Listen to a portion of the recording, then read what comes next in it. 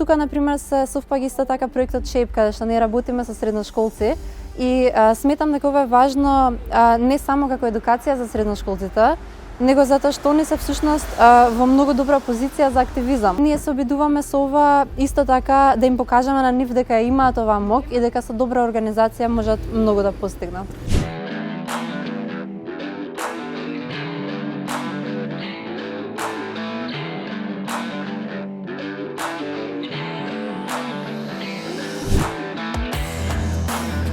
Случајно започнавме во мал број, кој што за многу брзо време почна да се зголемува се повеќе и повеќе. Не беше воопшто лесно. Јас бев од самиот почеток приклучен во оваа иницијатива. Често бевме на почетокот испитувани, не се прифати толку лесно. Имаше често поединци кои што ова го пофалија, не поддржа. Но исто морам да спомнам дека секако социјалните мрежи многу ни помогна, бидејќи таму всушност се направи тој бум и на тој начин комунициравме, така и се прошири бројот на луѓето кои доаѓаа на акциите.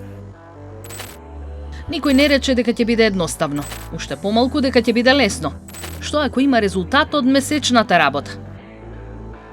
Собравме 203 потписи од петиција, доставивме барања.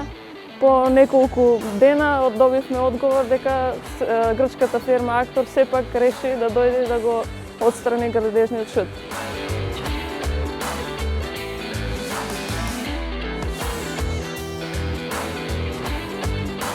Иницијатива jonë ishte quheshte qytet më të pastër bashkë me të rinj dhe kishim disa aktivitete pastrimi në qytet.